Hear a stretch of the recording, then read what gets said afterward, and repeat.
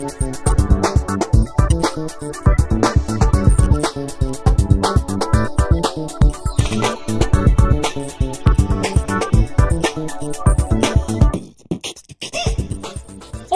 está no ar mais uma edição do Coletiva, um projeto de extensão da Faculdade de Jornalismo da PUC Campinas.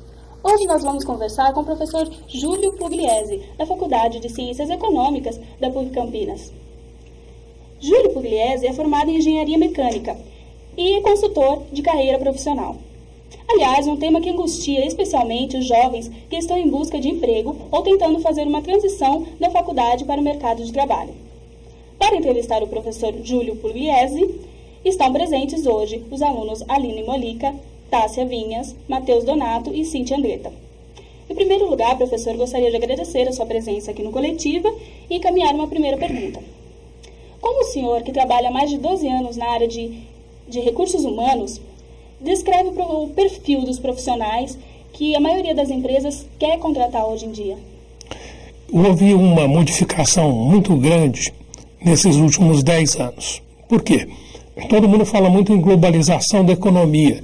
Essa palavra está até meio batida, mas na verdade o que acontece é que até 1990, 92, na época do Collor, a nossa economia era fechada.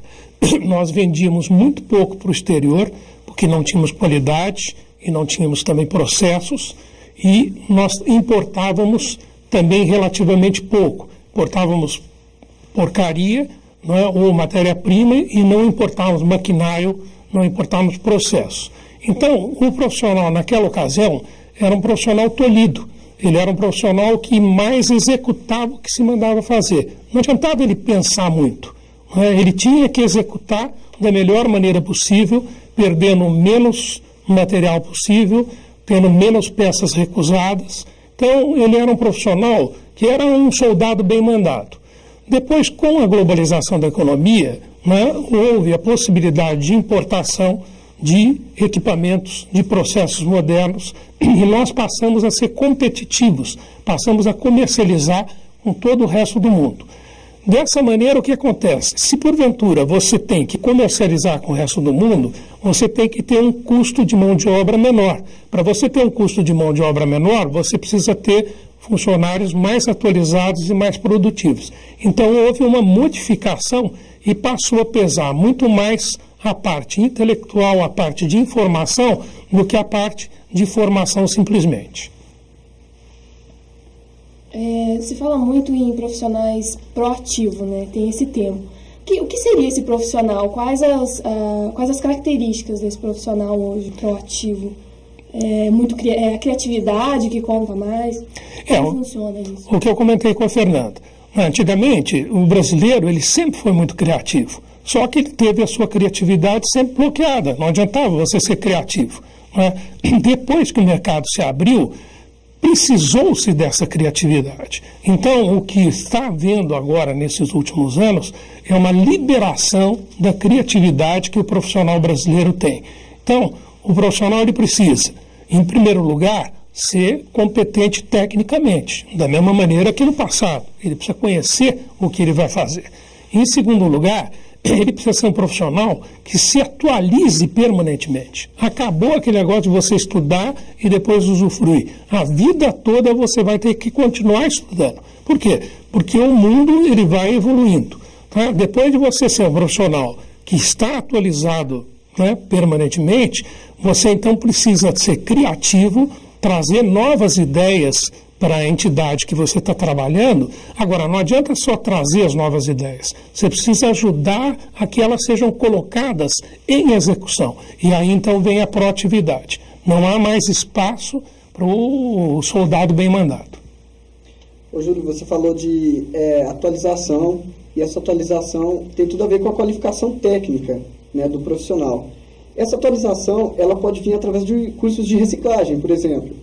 Como é que é fazer um curso de reciclagem? Existe assim uma mistificação que todo mundo tem que fazer pós-graduação, MBA, mestrado, doutorado.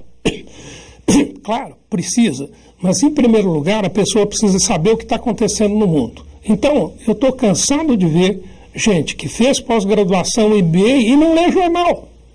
Então, eu acho inadmissível um profissional que não lê jornal. Ele tem que ler jornal de fio a pavio. Ele tem que ler política, ele tem que ler esporte, ele tem que ler lazer, ele tem que ler economia, tudo. Porque senão, como que ele vai trabalhar numa empresa sem saber que mercado ele vai atender? Então, é necessário, cursos de reciclagem são necessários, é necessário cursos de especialização em determinadas áreas em que ele trabalha, é necessário uma pós-graduação, um MBA, mas é mais necessário que ele use a mídia para se informar.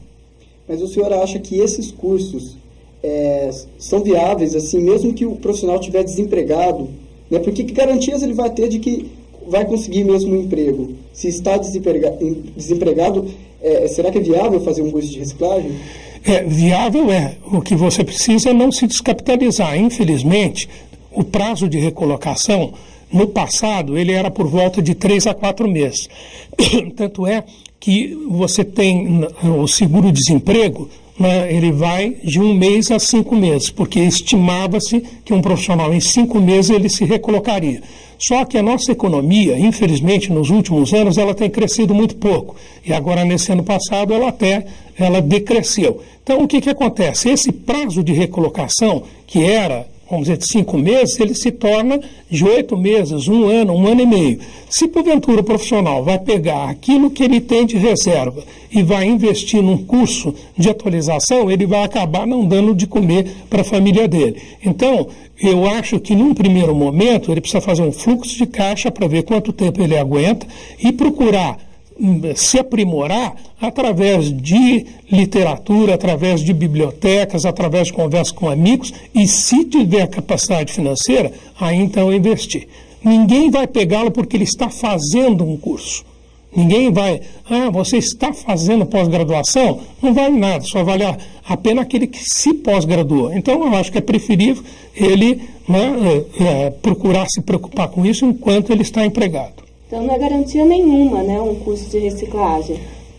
Em andamento não é.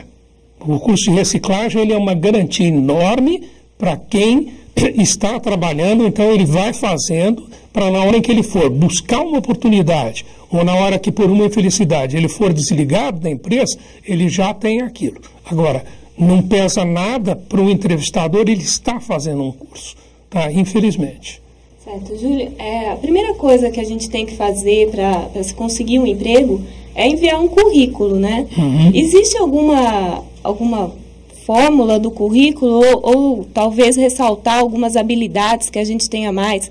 Seria viável fazer vários currículos, um para cada empresa, destacando aquilo que a empresa poderia achar mais importante? O currículo ele é uma questão de moda. Teve uma época que era em papel azulzinho, e a moça fazia em cor de rosinha, tinha telefoninho. Hoje em dia, nós estamos numa época, né, de agilidade. Então, o currículo ele deve ser o mais limpo possível e o mais objetivo possível. O que o currículo é? Ele não é mais nada do que uma propaganda comercial. Se, porventura, eu for um vendedor, né, de máquinas, eu, em primeiro lugar, vou mandar um folheto de propaganda para conseguir uma entrevista de venda. Se eu mandar um manual da máquina, a pessoa não vai ler, não vai me chamar. Se porventura também eu só mandar a fotografia da máquina, a mesma coisa. Então tem que haver bom senso. O currículo ele deve ser objetivo. Ele tem que ter o quê? Em primeiro lugar, o nome da pessoa. Agora, tem gente que tem 12 nomes. Põe lá, ninguém vai gravar. Então, pega o nome que é mais conhecido, nome de guerra, Júlio Pugliese. Eu tenho 5, mas ninguém sabe que eu tenho 5. Então, o nome e o sobrenome, para ficar fácil de marcar.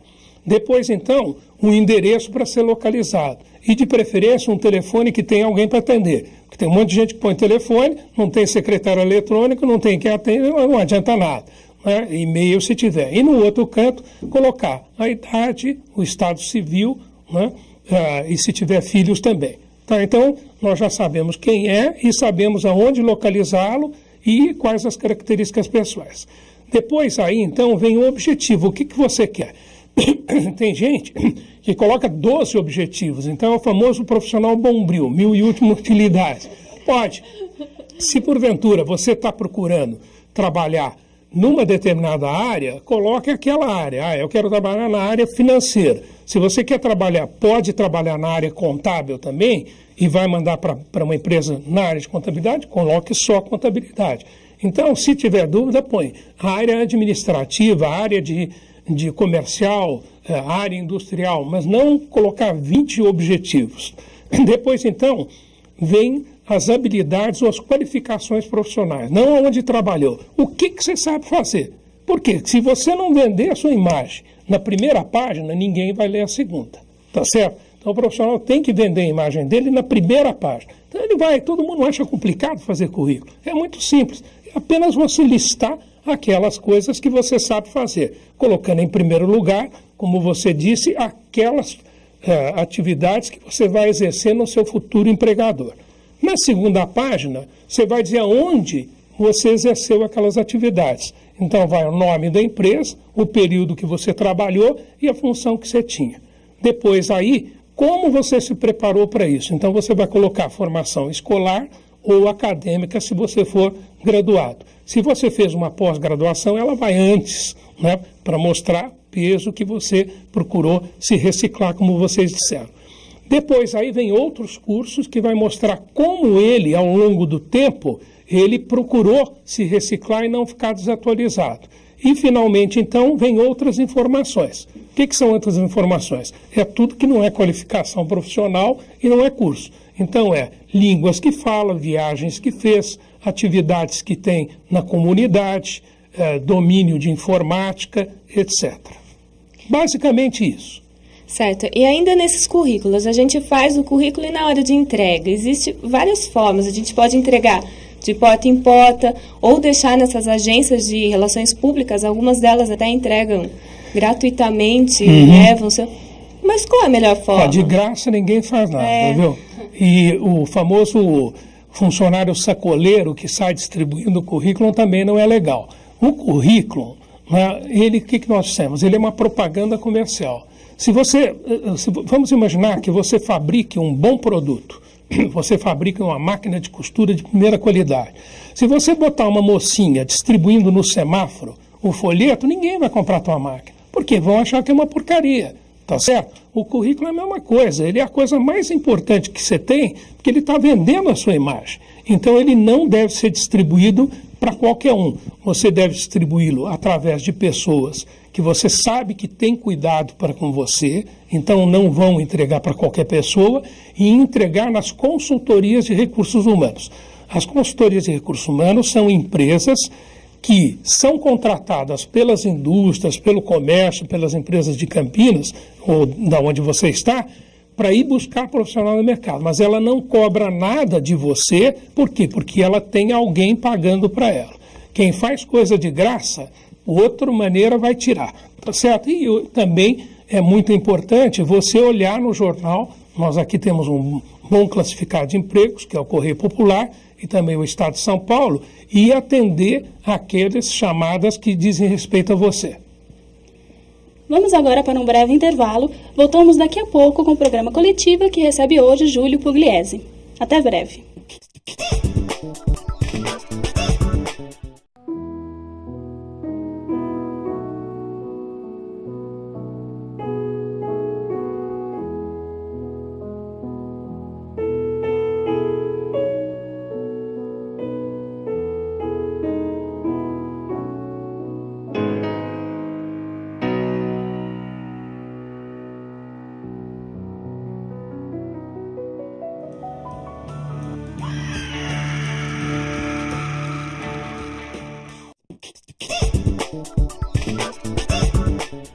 Olá, estamos de volta com o programa Coletiva, que recebe hoje Júlio Pugliese, especializado em orientação de profissionais. Júlio, no bloco anterior nós falamos sobre currículo, mas há uma outra etapa de seleção para o mercado de trabalho que amedronta muita gente, né? Seria a entrevista profissional. Agora no nosso monitor nós temos uma pergunta sobre isso. Oi, meu nome é Moara, do 4º ano de jornalismo, e eu queria saber o que nunca deve ser perguntado ou dito numa entrevista de emprego. Muito bom, só tem uma coisa que nunca deve ser dita numa entrevista de emprego: mentira. Por quê? Não adianta nada você mentir e depois de 3, 4, 5, 6 meses descobrirem que você não é aquilo que você procurou passar. E é preferível você não entrar numa empresa do que você entrar e ser mandado embora. A imagem que fica é péssima. Então, a entrevista, ela deve ser uma conversa, onde o entrevistador, ele quer saber do candidato e o candidato precisa saber da empresa também. Então, não há por que mentir. Então, essa seria a postura correta no A única, entrevista. só isso que não se deve fazer, mentir. Mentir, ok. Júlio, a maioria das entrevistas que eu conheço, pelo menos, ela tem algum profissional de psicologia, alguma coisa assim relacionada a essa área, que faz o teste de inteligência emocional. Poderia dizer isso? Inteligência emocional para se testar se a pessoa é apta ou não a participar daquela empresa. E esse teste, essa coeficiente emocional, que estava muito em voga na época, né? Ele tem alguma relevância para se conquistar o emprego? Bom, a seleção, né, ela é composta normalmente de uma entrevista ou várias entrevistas e, se ela for uma seleção bem feita, ela é acompanhada de testes psicológicos, tá? Pode ser acompanhado de dinâmicas de grupo ou de grafologia para ver a personalidade da pessoa. Cada um tem uma função. Cada um tem uma função. O teste psicológico, ele vai dar, né, para a empresa uma informação das competências que a pessoa tem, nível intelectual, a fluência em falar e escrever, a habilidade que ele tem em lidar com números, não fazer conta, mas lidar com números. Depois tem os testes psicológicos projetivos, que vão mostrar qual é a personalidade da pessoa. Se a pessoa é uma pessoa que tem pique, se é uma pessoa tímida, se é uma pessoa ansiosa, se é uma pessoa depressiva, certo? E o que está hoje em dia se pesando muito, né, e principalmente na minha área de seleção de executivos pedem muito, é a parte comportamental, como o profissional vai agir. Por quê? Não adianta você ter um piloto de Boeing que tenha 200 mil horas de voo. Só que na hora em que ele está voando, de repente vai um sequestrador e põe um revólver na cabeça dele, ele larga o manche e o avião se espatifa. Então não adianta o profissional ser muito competente se ele não tiver, né, o equilíbrio emocional que ele tem que ter em todas as situações. Então precisa que ele seja uma pessoa, né, ninguém é perfeito, mas que separe a parte pessoal do profissional. Todos nós temos aborrecimentos e problemas, mas o que ele não pode é levar os problemas da casa dele para a área profissional, como também ele não deve levar os problemas profissionais para dentro da sua casa. Então, hoje em dia, né, como o lucro das empresas se reduziu muito e como é muito ruim errar na empresa, as empresas estão se preocupando muito com quem tem equilíbrio emocional, quem é bem resolvido. Há uma disputa de poder, talvez, entre os psicólogos e as relações humanas, porque os dois devem fazer esse teste, essas entrevistas. Uhum. E eles brigam, assim, há uma disputa? De maneira alguma. Normalmente, né, os psicólogos eles só fazem a parte de testes. O que nós temos é várias pessoas formadas em psicologia que atuam como profissionais de recursos humanos. Tá, mas aí ele não está exercendo a profissão dele de psicólogo. Na hora que ele entrevista, ele está exercendo a função de entrevistador, que pode ser psicólogo, pode ser um elemento técnico, pode ser o que quiser. Tá? Só o psicólogo pode fazer teste, porque ele é preparado para isso durante 5 anos. E, Júlio, antigamente existia o lugar do trabalho era na empresa. A pessoa ia para o emprego, trabalhava 8 horas, batia cartão e ia para casa. Hoje em dia é cada vez mais comum a gente encontrar as pessoas levando um trabalho para casa, terminando o trabalho em casa, ou mesmo trabalhando em casa. O conceito de trabalho mudou? O conceito de trabalho mudou. Eu sou completamente contra levar trabalho para casa. O trabalho deve ser feito nas horas em que você foi contratado. Tá? Hora extra, na minha opinião, é incompetência. Ou incompetência de quem faz, porque não soube fazer no tempo, ou incompetência de quem mandou fazer, porque a gente deve trabalhar as horas que a gente foi contratado. O resto é feito para a gente poder ajar a cabeça e ter prazer. O que está havendo agora é, graças à tecnologia da informação, é a possibilidade da pessoa trabalhar fora do escritório.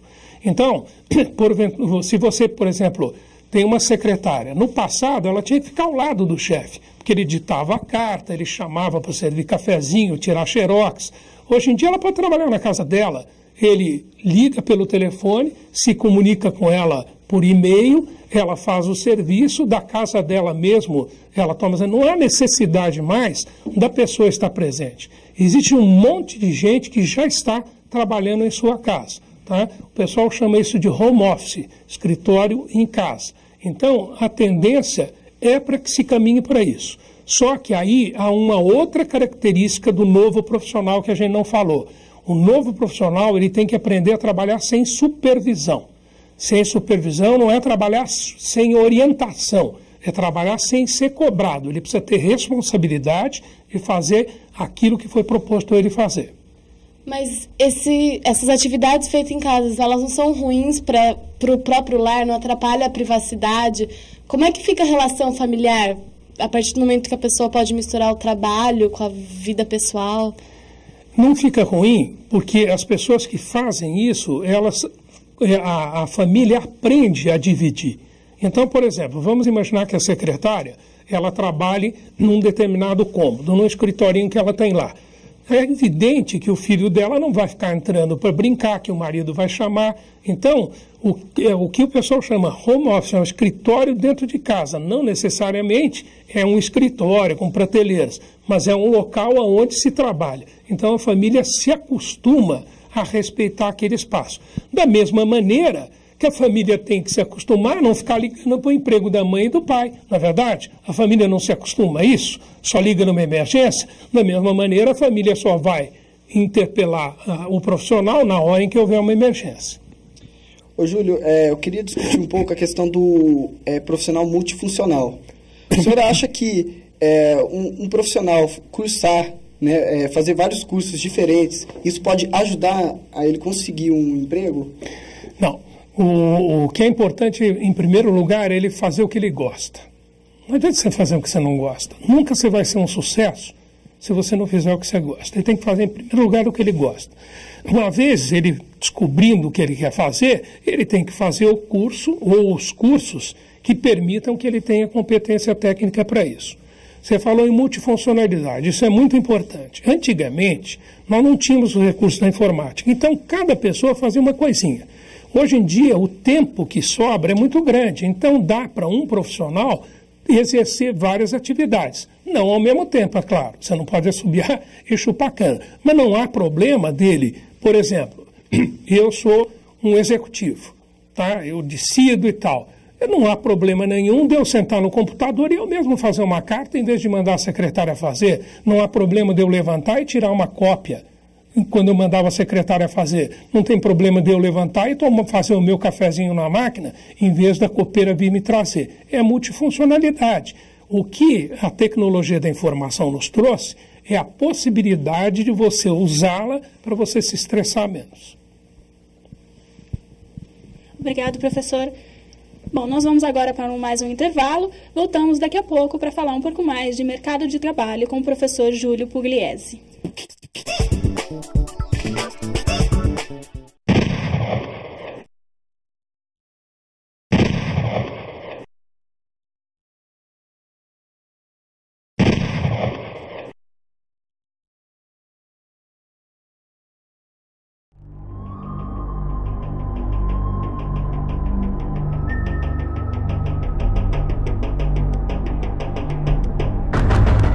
Campanha do Desarmamento, uma iniciativa do governo do estado de São Paulo.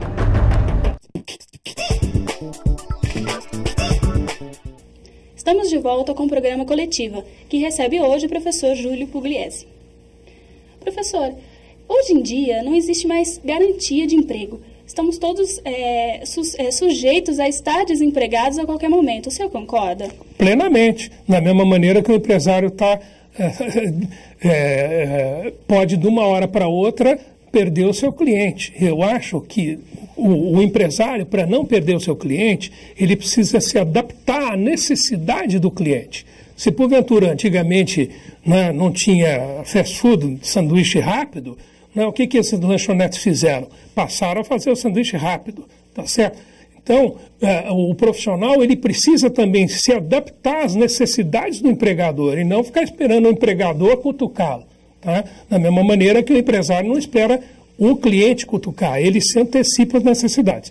Então, nós estamos vivendo um momento diferente, um momento em que você tem que pesquisar o que o teu cliente vai querer para você criar aquele produto. Da mesma maneira, o profissional tem que pesquisar o que o empregador dele vai precisar para se manter empregado. Isso é que se chama empregabilidade. É o ato de você vender os seus talentos. E o estudante, quando ele sai da universidade, ele fica naquele dilema, né?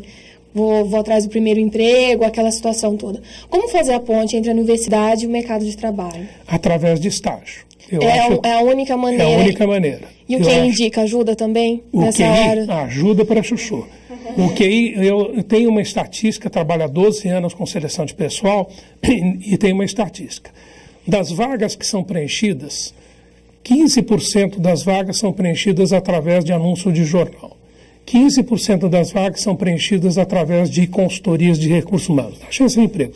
70% através do QI. O QI, ele não faz com que a pessoa entre na empresa, mas ele faz com que a pessoa consiga ser chamada por uma entrevista. Aí o cara tem que ser bom e conseguir vender o peixe dele. Mas o QI ajuda para show. É o que chamam por aí, uma palavra bonita, de network, rede de trabalho. E isso a gente cultiva desde a escola. Eu tenho visto aqui na classe, nos diversos cursos que eu dou aula, há alunos que não conhecem os próprios colegas da classe. Não conhece o da classe vizinha, que é o mesmo curso.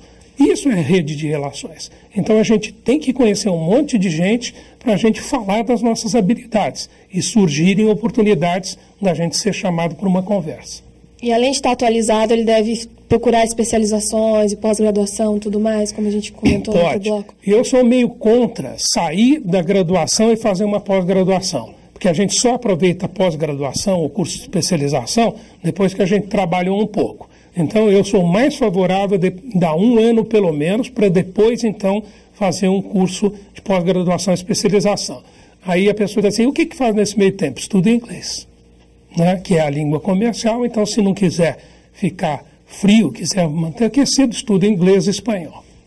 Emendando ainda na pergunta da Aline, o senhor trabalha com estudante o tempo inteiro, porque dá aula para estudantes.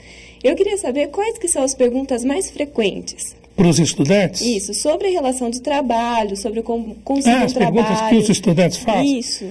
Bom, todas essas que vocês fizeram. Tem alguma mais frequente? Tanto é que como eu dou aula de recursos humanos, né, dou aula de recursos humanos na biblioteconomia, no turismo, na administração, em várias unidades, o pessoal perguntava tanto que eu acabava prejudicando o bom andamento do curso para responder. Então, eu procurei criar uma prática de formação que se chama Como Você Arranjar uma Boa Oportunidade de Trabalho, para justamente poder atender essas perguntas. Mas são essas que vocês fazem. E, Júlio, nessa prática, na prática que você dá aqui na PUC, você já falou que o que existe não são desempregados, são pessoas desempregadas. Não, o que eu disse é que não existe desemprego. São Existem pessoas desempregadas, tá certo? Por quê? Porque o mercado ele está aí, tá certo? Como que é possível ter uma visão otimista diante do cenário brasileiro hoje, que é 20% de desemprego da população economicamente ativa e um crescimento negativo do PIB de 0,2%? Ótimo. Você costuma ir aos shoppings aqui da cidade no fim de semana? Estão vazios? Não, tá certo?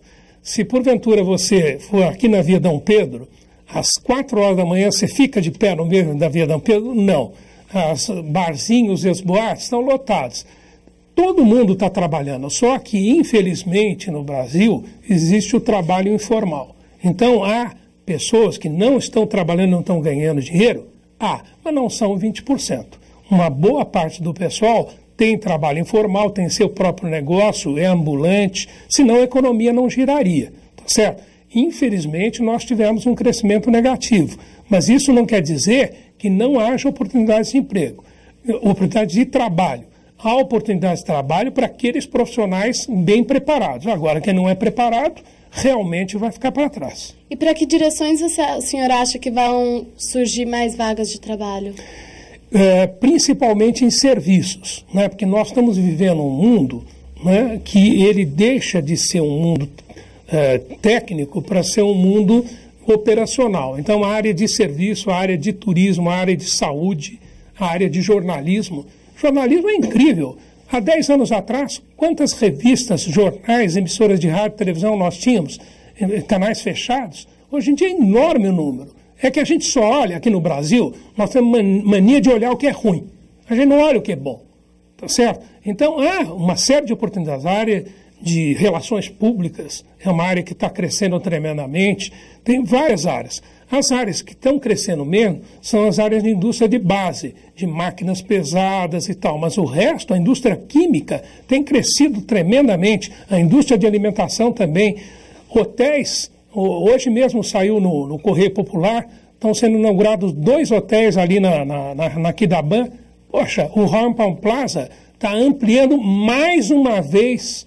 Então, será que o senhor Armindo Dias é burro? Não, ele é um camarada que enxerga oportunidades.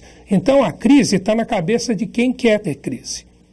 Mas hoje é muito comum a gente ver pessoas que largam tudo aqui, vão para o exterior, para onde eles acham que vão ganhar salários melhores e largam toda a vida deles aqui. O senhor acha que isso vale a pena? Me desculpe a grosseria, mas eu acho uma burrice muito grande. Porque se você for para os Estados Unidos, você vai ser tratado como um macaco. Você vai fazer só serviço de nível muito baixo. E se você trabalhar o número de horas e sob as condições que você trabalha lá, aqui, você ganha mais dinheiro ainda. Eu tenho vários amigos que foram para o Japão. O número de horas que eles trabalhavam e as condições em que eles viviam numa bibocazinha, se eles tivessem feito isso aqui, também ganhariam muito dinheiro. É que aqui no Brasil, culturalmente, é vergonha trabalhar. O bacana é o cara que é malandro, vagabundo. Não, infelizmente é assim. Se a gente trabalhar o que se trabalharia lá fora, economizando como se economiza lá fora, aqui, você ganha muito dinheiro. É que nós aqui temos uma série de compromissos e temos que ter status e aparecer e acabamos, então, gastando um dinheiro que, eventualmente, a gente poderia não gastar. Ô, Júlio, eu não queria acabar com esse otimismo, assim, de ficar falando do crescimento, de shoppings cheios, lotados, bares, que o senhor já falou, mas o governo federal já assinou com a possibilidade de aprovação da reforma tributária. Certo. E isso tem causado uma apreensão no movimento sindical. Porque fala-se muito, né, de acabar com férias e finais de semana remunerados, 13º salário, entre outros pontos. O senhor pensa o que a respeito destas e de outras reformas deste caráter trabalhista? Eu acho tudo que isso daí é política e acomodação de interesses, tá certo? Não vai mudar nada, vai mudar muito pouca coisa. Lamentavelmente, o sindicato no Brasil, ele não representa mais os interesses do operário, tá certo? Agora, de uma hora para outra, todo mundo passou a ser contra o bingo. Antes viviam dizendo que o bingo escravizava as pessoas e tal, agora vão defender o bingo. Entende? Então, o sindicato, da mesma maneira que os políticos, da mesma maneira que os empresários, cada um quer tirar proveito. O que nós temos que fazer é procurar sempre ver o lado bom da questão. Toda questão tem um lado bom. Né? É o que chama a pessoa ter uma atitude positiva. Né? Eu posso ler o jornal e ler o jornal assim, puxa, 20% da força de trabalho está desempregada. Tá? Mas eu posso também ler o jornal e entender da seguinte maneira, 80% da força de trabalho ela está ativa. Então, poxa, por que eu vou desanimar? Tá? Nós aqui no Brasil temos mania de só olhar o lado negativo das coisas. Tá? Infelizmente, o sindicato ele não está cumprindo o papel dele, mas, por outro lado, tem um papel muito bom. Ele está protegendo o empregado de atitudes de maus empregadores. O governo Lula não está atendendo ao que se propôs, não está atendendo ao que se propôs, mas está segurando a inflação. Então, eu sou favorável a você ter atitude positiva, olhar o ângulo positivo das coisas para você agir, porque senão é melhor dar um tiro na cabeça. Bom, nosso programa está chegando ao fim. Gostaria de agradecer a presença do professor Júlio Pugliese e convidar você para o nosso próximo programa. Obrigado pela sua presença. Voltamos em breve.